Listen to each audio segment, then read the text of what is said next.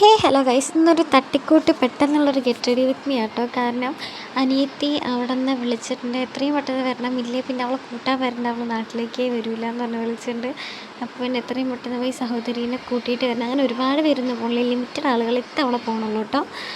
അങ്ങനെ ഞാൻ വേഗം അതിന് വേണ്ടി റെഡി ആയിക്കൊണ്ടിരിക്കുകയാണ്. എവിടെ പോകുമ്പോഴും എത്ര തിരക്കാണെങ്കിലും സൺസ്ക്രീൻ ഇടാൻ മറക്കരുതല്ലോ, അതാണല്ലോ ഞാൻ എപ്പോഴും പറയുന്ന കാര്യം. സൺസ്ക്രീൻ ഇടാതെ പോയി അത് കരിഞ്ഞു പോകും. അതുകൊണ്ട് സൺസ്ക്രീനൊക്കെ പറ്റുന്നിടത്തോളം 3 ഫിംഗർ റൂളൊന്നും വേണ്ട, എല്ലായിടത്തും ആവുന്ന രീതിയിലൊക്കെ അങ്ങോട്ട് ഇട്ട് കൊടുക്കുക. പിന്നെ ഈ ലൈറ്റനിങ്ങിൻ്റെ എഫക്റ്റ് കൊണ്ടാട്ടോ ഇത്ര ഒരു ഇതുപോലെ തോന്നിക്കണേ.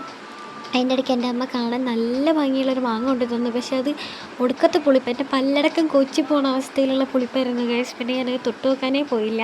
എൻ്റെ ഡോക്ടർ എനിക്ക് സജസ്റ്റ് ചെയ്തു ഒരു കണ്ണാടി ഫോർ മൈഗ്രെയിൻ. അപ്പോൾ കണ്ണാടിക്ക് വെച്ചിട്ട് എൻ്റെ ലുക്ക് എങ്ങനെയുണ്ടെന്ന് പറയണേ. എനിക്ക് അത്ര വലിയ മെനയായിട്ടൊന്നും തോന്നിയില്ല, എന്നാലും പിന്നെ അഡ്ജസ്റ്റ് ചെയ്തല്ലേ പറ്റൂ എന്ന് കരുതി വെച്ചിട്ടുണ്ട്. ഇനി എങ്ങനെയുണ്ടെന്ന് പറയണേ. പിന്നെ വൈകിട്ട് ഒക്കെ ആവുന്ന സമയത്താണ് നമ്മൾ പോയത്, അതുകൊണ്ട് അത്ര വലിയ വെയിലൊന്നുമില്ല. പിന്നെ വരുന്ന സമയത്ത് മഴ കിട്ടുമോ എന്നുള്ള പേടിയുണ്ടായിരുന്നു.